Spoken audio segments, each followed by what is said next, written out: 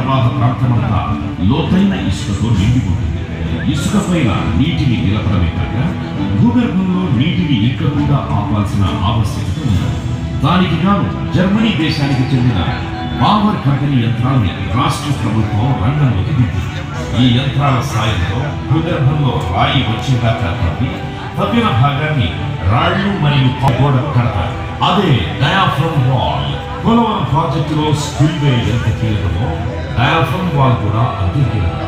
1397 మీటర్ల పొడవు, 1.5 మీటర్ల వెడల్పు, భూగర్భంలో 95 మీటర్ల లోతు వరకు నిర్మించబడింది. దీనిని దాటి చుక్క నీరు కూడా అవతలి పక్కకు పోలేదు. గోదావరిపై ఇప్పటిదాకా నమోదైన గరిష్ట సామర్థ్యంతో నిర్మిస్తున్నారు.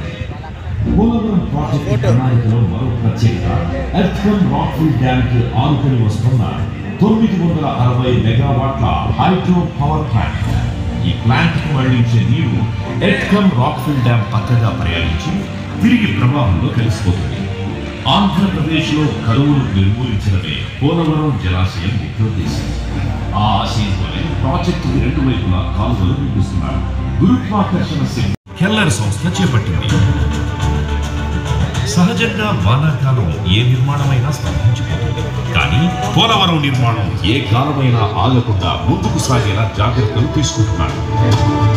నిర్మాణాల్లో ఎక్కువ సమయం తీసుకునే కాంక్రీట్ క్యూరింగ్ ప్రక్రియని త్వరగా పూర్తయ్యేలా కాంక్రీట్ ని 12 నుంచి 15 డిగ్రీల వరకు చల్లార్చే విధంగా కాంక్రీట్ మిక్సింగ్ సమయంలోనే మంచు ఫలకాలను పంపిస్తారు. లిక్విడ్ నైట్రోజన్ తోనూ కాంక్రీట్ ని చల్లబరుస్తారు. నిర్దిష్టమైన యంత్రాంగంతో తన స్వీయ పర్యవేక్షణతో పోలవరం ఫలాలను రాష్ట్ర ప్రజలకు త్వరగా అందించాలని అహర్నిశలు శ్రమిస్తున్నారు మన ముఖ్యమంత్రి గారు.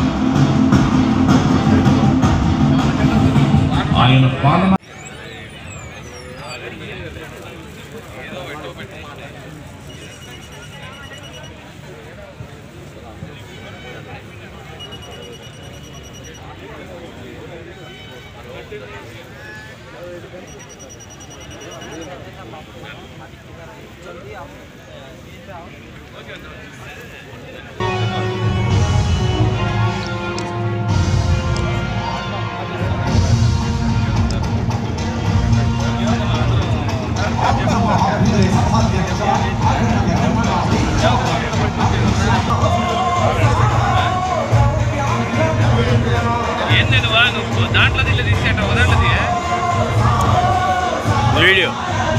వీడియో